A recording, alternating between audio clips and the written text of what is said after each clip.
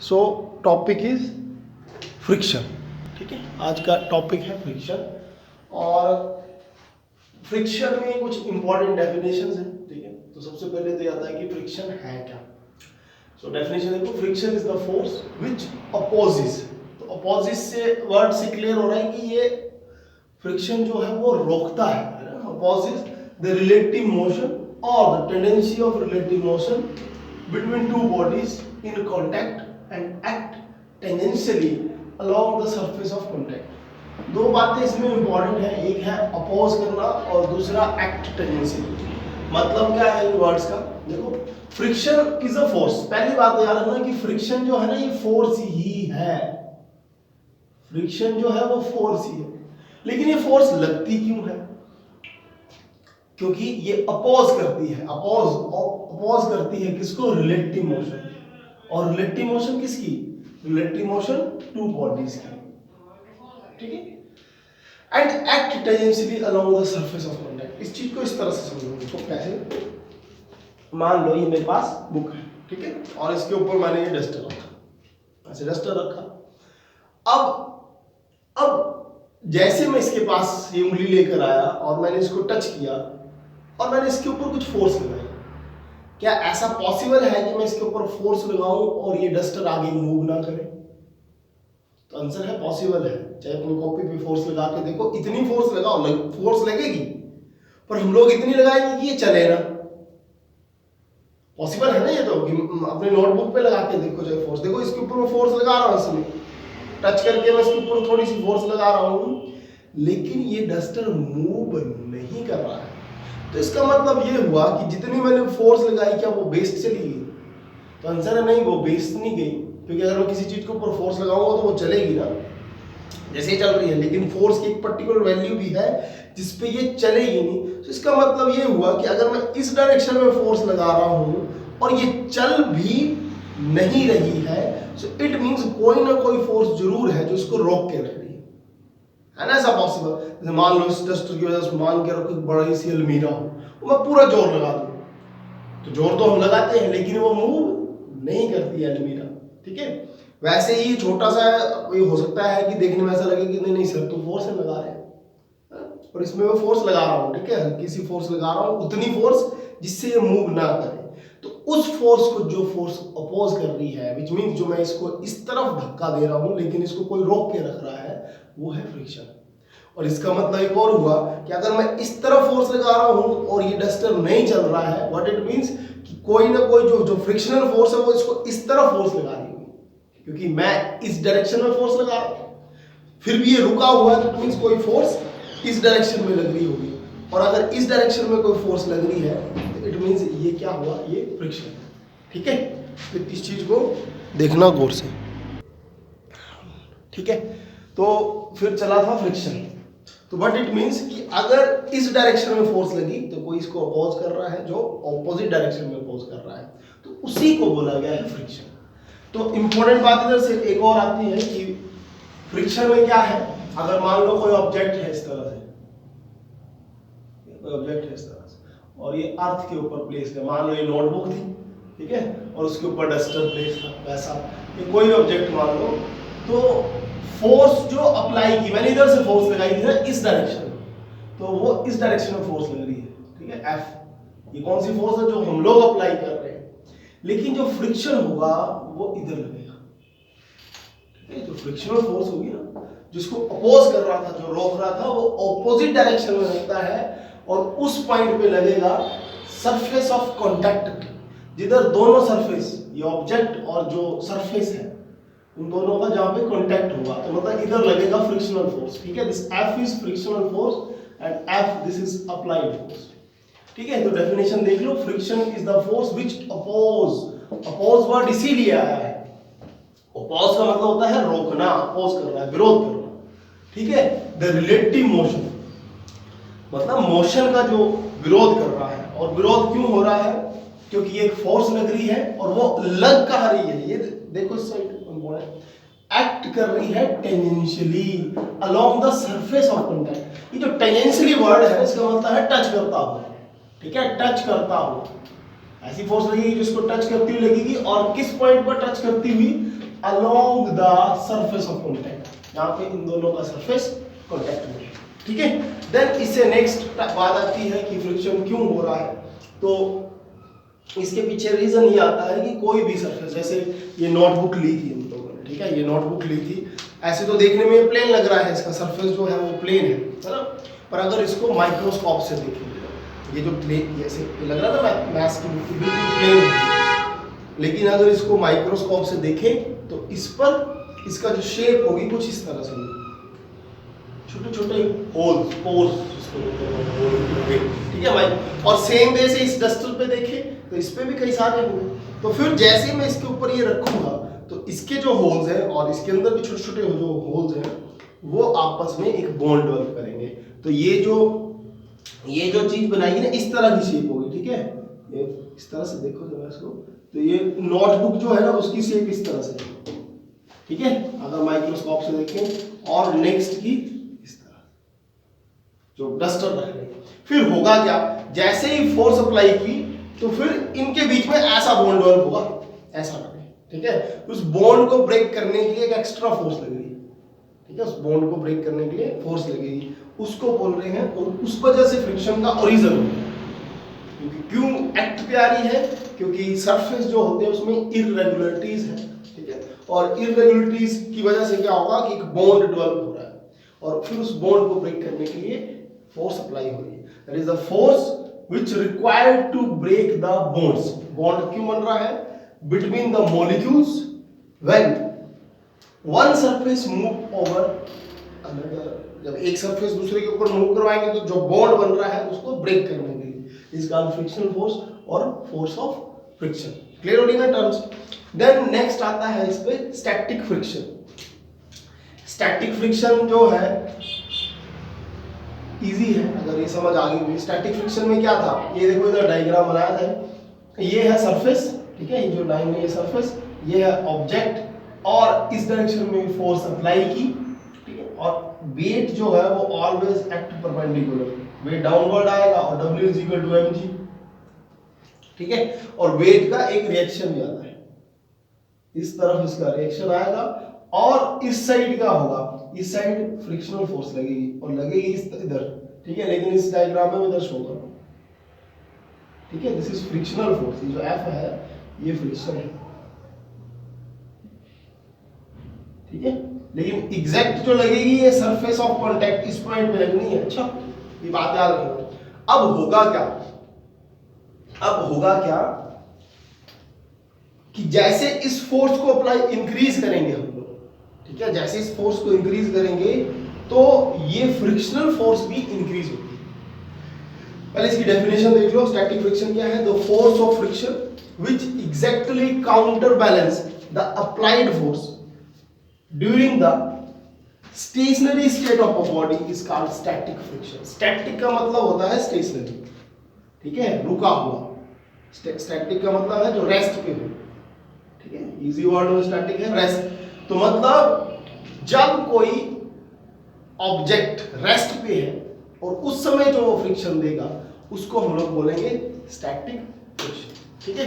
इसमें जो हम लोग ये डस्टर वाला कर रहे थे ना, छोटा सा एक्सपेरिमेंट, तो ये जो था ये स्टैटिक फ्रिक्शन है, ठीक है, क्योंकि रुका हुआ है। जैसे मैं इधर से फोर्स इंक्रीज करूंगा, जैसे मैं इस साइड से फोर्स इंक्रीज करूंगा तो क्या ये सडन इंक्रीज हो जाएगा? आंसर नहीं, एकदम ही चलना शुरू होगा धीरे धीरे। मान लो छोटा सा इस तरह से लो कि मान के चलना है बात है, ठीक है, कि मान लो ये 5 न्यूटन अगर मैं फोर्स दूंगा तो ये स्लाइड करना स्टार्ट करेगा, मान के चलो, ठीक है, कि 5 न्यूटन फोर्स देंगे तो ये स्लाइड करेगा, मतलब ये चलना मोशन में आएगा। तो मैंने क्या किया, मैंने उंगली टच की, मान लो मैंने 1 न्यूटन फोर्स दी, तो क्या 1 न्यूटन से तो चलेगा नहीं, क्योंकि 5 न्यूटन से चल रहा है। तो 1 न्यूटन इसका मतलब नहीं चल रहा है, तो उस 1 न्यूटन फोर्स को कोई फोर्स रोक रही है और वो फोर्स है फ्रिक्शन, जो ऑपोजिट डायरेक्शन में लग रही है, ठीक है। फिर मैंने 2 न्यूटन फोर्स कर दी इधर से, तो इसका मतलब 2 न्यूटन भी सही लग रही है, फिर से रुका।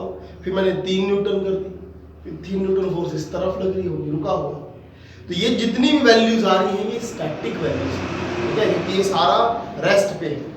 लेकिन लास्ट में क्या होगा, जैसे मैं 4 न्यूटन करूंगा तो 4 न्यूटन इस साइड लगेगी, फिर से रेस्ट पे रहेगा। जैसे ही मैं इसको 5 न्यूटन करूंगा, ठीक है, मान लो 5 न्यूटन किया, तो 5 न्यूटन जैसे ही होने वाला होगा, फॉर एग्जांपल 4.99 न्यूटन है, ठीक है, जैसे इधर से फोर्स होगी 4.99 न्यूटन, तो ये रेस्ट पे है। अब मैंने अगर थोड़ी सी भी फोर्स 0.01 फोर्स भी इंक्रीज की तो 5 न्यूटन हो जाएगी, और 5 न्यूटन पे चलना स्टार्ट करता है, मैंने बोला। तो इसका मतलब ये हुआ कि ये जो स्टैटिक फ्रिक्शन है इसके भी एक लास्ट वैल्यू है, जिसके बाद ये स्टैटिक फ्रिक्शन ना होके काइनेटिक फ्रिक्शन में बदल जाएगा, मतलब चलना शुरू कर देगा। काइनेटिक मतलब मोशन में आ जाएगा। तो स्टैटिक फ्रिक्शन की जो मैक्सिमम वैल्यू होती है उसको बोलते हैं लिमिटिंग फोर्स ऑफ फ्रिक्शन, मतलब उसकी लास्ट की लिमिट, जैसे 4.99 न्यूटन वाली, मतलब बस इसके बाद थोड़ी सी भी फोर्स दी तो ये चल पड़ेगा, मतलब फ्रिक्शन जो है वो इसको रोक नहीं पाएगा, फ्रिक्शन इसमें इस डायरेक्शन में चलना स्टार्ट करेगा और ऑब्जेक्ट मोशन में आ जाएगा। आ रही बात है समझ?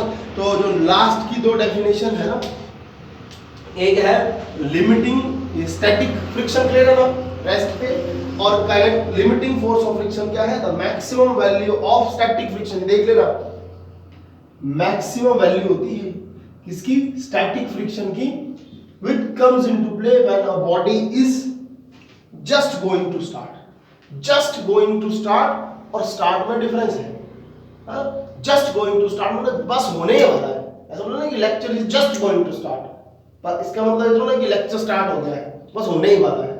तो वैसे ही इधर क्या है, the body is just going to slide, which means बस चलने वाली है लेकिन चली नहीं है। तो ये याद रखना कि ये भी रेस्ट पे होगा ऑब्जेक्ट, लेकिन अपना पीक वैल्यू ले चुका होगा ये फ्रिक्शन में over the surface of the body. ये डायग्राम्स क्या बोल रहे हैं देखना, ये इसी डायग्राम का थोड़ा मतलब इसमें आया है, इसमें ये ऑब्जेक्ट है, ठीक है, डब्बा सा जो बना है ऑब्जेक्ट सरफेस है। अगर मैं इस तरफ force F is applied force, अच्छा याद रखना this capital F is applied force, applied force, और F of S is frictional force, और S लग गया है तो it means static frictional force. अब जैसे ही मैंने फोर्स इंक्रीज की, ठीक है, जैसे मैं फोर्स इंक्रीज करूंगा तो फ्रिक्शन इंक्रीज होगा, फ्रिक्शन इस तरफ लगा, फिर मैंने फोर्स को थोड़ा इंक्रीज कर दिया, जो मैं बोल रहा था कि 2 न्यूटन कर दी, 3 न्यूटन कर दी, वैसे इसको 2F कर दिया, तो ये F S डैश बन गया, व्हिच मींस ये फ्रिक्शन भी चेंज हुआ, और चेंज मतलब इंक्रीज हुआ है। और जैसे मैंने इधर फोर्स और इंक्रीज की तो ये और बढ़ेगा। तो ऐसे ऐसे करते करते एक अपनी पीक वैल्यू ले लेगा कि जिसके बाद अगर मैंने इस तरफ फोर्स अप्लाई की तो ये ऑब्जेक्ट चलना स्टार्ट कर देगा। तो वो जो पीक वैल्यू है जिस पर object just going to start, word याद रखना, जस्ट गोइंग टू स्टार्ट है ना, या जस्ट गोइंग टू स्लाइड, वो जो वैल्यू है फ्रिक्शन की उसको बोलेंगे limiting force of friction. Limit से वर्ड याद रख सकते हैं कि एक्सट्रीम, ठीक है। ये सारी डेफिनेशंस नोट कर लो जल्दी से, फिर नेक्स्ट करते हैं। सो लॉज ऑफ फ्रिक्शन में क्या था, जितनी भी बातें हम लोगों ने स्टडी की कि फ्रिक्शन क्या है, स्टैटिक फ्रिक्शन क्या था, लिमिटिंग फोर्स ऑफ फ्रिक्शन क्या था, फ्रिक्शन कब लग रहा है, ठीक, और उसकी डायरेक्शन क्या है, वो सारे के सारे लॉज ऑफ फ्रिक्शन में बातें आएंगी। वन वन करके 5 इसमें मेन बातें बताई गई हैं लॉज ऑफ फ्रिक्शन, कि फ्रिक्शन के लॉज क्या है, ठीक है। मतलब वही बातें हैं जो हम लोगों ने भी डिस्कस की, और लिखने का थोड़ा सा वे, और अगर लॉज ऑफ फ्रिक्शन आएगा तो 5 पॉइंट्स मिनिमम ये जरूर लिखना, ठीक है। इसमें फर्स्ट पॉइंट आ रहा है the direction of force of friction. तो डायरेक्शन के बारे में मैंने बात की थी कि डायरेक्शन जो होती है वो ऑपोजिट होती है, ठीक है। इसमें the direction of force of friction is always opposite to the direction in which the motion takes place, ठीक है, और tends to take place. What it means, ये डायग्राम रफ सा बना रहा हूं सिर्फ समझाने के लिए। अगर मान लो फोर्स इस तरफ अप्लाई की तो फ्रिक्शन इस तरफ लगता है, ये तो बात क्लियर है अभी, ठीक है। तो फर्स्ट लॉ ऑफ मोशन में यही बात की है direction of force of friction की, always opposite to the direction in which motion takes place, मतलब ये चलेगा इस तरफ ना, जाएगा इस तरफ, लेकिन फ्रिक्शनल फोर्स ऑपोजिट लगेगी। पहली बात लॉज ऑफ मोशन। दूसरी है the force of friction acts tangentially along the surface of contact of two bodies। act tangentially का मतलब है कि surface of contact, तो ये है अपना जो surface है, ठीक है, इसको ऑब्जेक्ट बोलो या बॉडी बोलो, और ये अपना अर्थ है, ठीक है, फॉर एग्जांपल अर्थ है। तो इन दोनों का जो एरिया सरफेस ऑफ कांटेक्ट ये हुआ, और एक्ट टेंजेंशियली का मतलब है टच करता हुआ, ठीक है। तो दूसरी बात यही बोल रहा है कि force of friction acts tangentially which means touch करता हुआ, लेकिन किसको टच करता हुआ? टच करता हुआ surface of contact of two bodies, दो बॉडीज के सरफेस ऑफ कांटेक्ट, तो जहां पे वो उनका कांटेक्ट बनता है। आगे बात समझ, जैसे मैं बोलूं कि मेरे हाथ के ऊपर हाथ है, तो सरफेस ऑफ कांटेक्ट क्या हो, जहां पे ये दोनों चीजें मिल रही है, इस चीज को समझ। थर्ड बोला the magnitude of limiting force of friction, limiting force of friction का जो मैग्नीट्यूड होगा, मतलब उसकी जो वैल्यू आएगी, directly proportional to the normal reaction between the two surfaces, that is F is directly proportional to our important result। limiting force of friction जो है वो नॉर्मल रिएक्शन के डायरेक्टली प्रोपोर्शन है। इस बात को देखना क्या मतलब है। फॉर एग्जांपल मैंने दो ऑब्जेक्ट लिए, ठीक है, एक ये, इसका वेट है मान लो W1, और एक और लिया, इसका वेट मान लो W2 है। अब वेट की डायरेक्शन आती है इस तरफ, है ना, इसका वेट आएगा इस तरफ। मान लो W1 is greater than W2, मतलब W1 भारी है, थोड़ा ज्यादा है, और सेम एरिया, जितना साइज उसका है जितना उसका है, ठीक है, सेम। तो अब होगा क्या, इसका एक रिएक्शन होगा, इस तरफ ऑपोजिट होता है जो एक्शन का रिएक्शन, वेट का opposite force, that is reaction. और मान लो इस तरफ हमने फोर्स अप्लाई की, जो हम फोर्स लगा, और फ्रिक्शनल फोर्स मिलेगी इस तरफ, है ना, F इज फ्रिक्शनल फोर्स। अब ये बोल क्या रहा है थर्ड पॉइंट की, जो ये फ्रिक्शनल फोर्स है ना, ये डिपेंड करेगी रिएक्शन के ऊपर, डायरेक्टली प्रोपोर्शनल होगी, F is R। What it means कि अगर R की वैल्यू ज्यादा तो फ्रिक्शन ज्यादा होगा, और R की वैल्यू किसके ऊपर डिपेंड करेगी, वेट के ऊपर डिपेंड करेगी। तो जो चीज भारी होगी, जिसका वेट ज्यादा होगा, उसका रिएक्शन ज्यादा होगा, और अगर उसका रिएक्शन ज्यादा होगा तो वो फ्रिक्शनल फोर्स उसको ज्यादा लगेगी। अरे बात समझ, सिंपल है, भारी चीज होगी तो ज्यादा जोर लग रहा होता है, क्यों, क्योंकि फ्रिक्शन ज्यादा होता है। फ्रिक्शन जो है वो फोर्स, जो फ्रिक्शनल फोर्स है वो रिएक्शन के डायरेक्टली प्रोपोर्शनल। सेम वैसे इधर एक और डायग्राम से क्या शो करना है कि मान लो इधर मैंने रिएक्शन दिया इस तरफ, ठीक है, और इस पर मैंने फोर्स अप्लाई की इस तरफ, F इज अप्लाइड फोर्स, याद रखना इस तरफ जो आ रही है value that is applied force. तो ये फिर से फ्रिक्शन लगेगा इधर, small f is friction, this one is frictional force, small f is frictional force. लिखना हो तो लिखो इधर जाए। अब इस पर F की जो वैल्यू होगी और इस पर F की जो वैल्यू होगी, ये दोनों अलग अलग होंगी। क्यों अलग अलग होंगी, क्योंकि इसमें रिएक्शन अलग होगा और इसमें रिएक्शन अलग होगा, क्योंकि दोनों का वेट अलग अलग है। जिसका वेट ज्यादा उस पर फ्रिक्शनल फोर्स ज्यादा होगी। तो मैंने तो बोला कि W1 भारी है तो इस पर फ्रिक्शनल फोर्स ज्यादा लगेगी, क्योंकि इसका रिएक्शन भी ज्यादा होगा। सो थर्ड पॉइंट इसी में बोल रहा है the magnitude of limiting force of friction, limiting force of friction, which means extreme value at which object is just going to slide, is not sliding, just going to slide, slide करने वाला, तो उसको बोलते हैं limiting force of friction। the magnitude of limiting force of friction, जिसको F लिया है हमने, डायरेक्टली प्रोपोर्शनल होता है नॉर्मल रिएक्शन के। नॉर्मल रिएक्शन के साथ सीधा उसका संबंध, नॉर्मल रिएक्शन ज्यादा तो F ज्यादा, ठीक है। Then comes our fourth point, the force of limiting friction is always independent of the area of surface of contact। जो force of friction है वो एरिया कितना है surface of contact उसके ऊपर डिपेंड नहीं करती है, which means independent।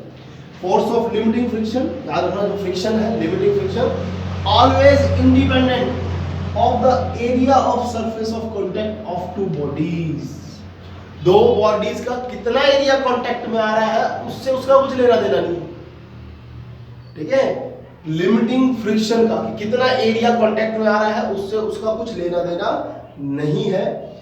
तो लेना देना किससे है, normal reaction is always constant, as long as normal reaction is constant. लेकिन कंडीशन लगा दी है कि नॉर्मल रिएक्शन कांस्टेंट हो। इसका मतलब क्या है समझना इसको। मान लो ये मैंने फिर से डायग्राम बनाते हैं, मान लो एक मैंने ऐसा ऑब्जेक्ट लिया,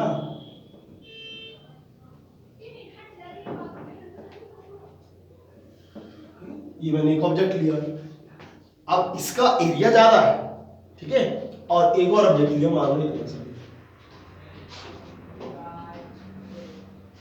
ठीक है, दोनों का एरिया में डिफरेंस है, एक बड़ा एरिया एक कम है। ये बोलता है कि force of limiting friction is always independent of the area of the surface of contact. ये एरिया के ऊपर डिपेंड नहीं करती है कि कितना एरिया है, ऐसा नहीं कि अच्छा ये बड़ा एरिया ले रहा है, ज्यादा सरफेस के साथ कांटेक्ट में आ रहा है तो इसका फ्रिक्शन ज्यादा होगा और इसका फ्रिक्शन कम होगा, ये सब नहीं मायने रखता है, ऐसा नहीं होगा, इंडिपेंडेंट है, लेकिन कंडीशन है, हर बार नहीं, लेकिन नॉर्मल रिएक्शन कांस्टेंट होना चाहिए। मतलब अगर दोनों का नॉर्मल रिएक्शन, इसका आर और जो इसका आर आ रहा है, अगर ये दोनों बराबर है, कांस्टेंट मतलब चेंज नहीं हो रही, सेम वैल्यू आ रही है, व्हाट इट मींस कि दोनों का फिर वेट भी बराबर होगा, इसका W और इसका W भी बराबर होगा ना।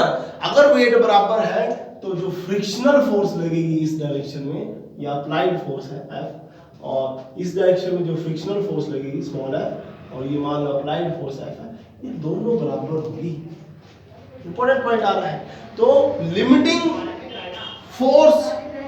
limiting friction is always independent of the area of the surface of contact of two bodies। दो बॉडीज का कौन सा एरिया कांटेक्ट में आ रहा है, कितना सरफेस कांटेक्ट में आ रहा है, उसके ऊपर डिपेंड नहीं करेगा जब तक नॉर्मल रिएक्शन कांस्टेंट है। हाँ, अगर नॉर्मल रिएक्शन अलग होगा फिर अलग बात है।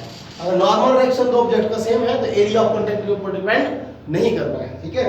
Then fifth point, the force of limiting friction depends on the nature of the surface of contact. लेकिन nature of the surface of contact, surface का नेचर किस तरह का है, बट इट मींस मान लो ये स्मूथ सरफेस है, फिफ्थ पॉइंट की बात कर रहा हूं अभी, ठीक है। मान लो कोई स्मूथ सरफेस है और कोई रफ सरफेस है, उसके ऊपर तो डिपेंड करेगा, है ना। Limit the force of limiting friction depends on the nature of the surface of contact. मान लो कि दो ऑब्जेक्ट ऐसे हैं बिल्कुल सेम, फिफ्थ पॉइंट को इस तरह से देखो कि दो ऑब्जेक्ट ऐसे हैं बिल्कुल सेम वेट, सेम उनका एरिया के बिल्कुल डिट्टो सेम, ये इस तरह से लेते हैं ऐसे, ठीक है। और मान लो दूसरा इस तरह से,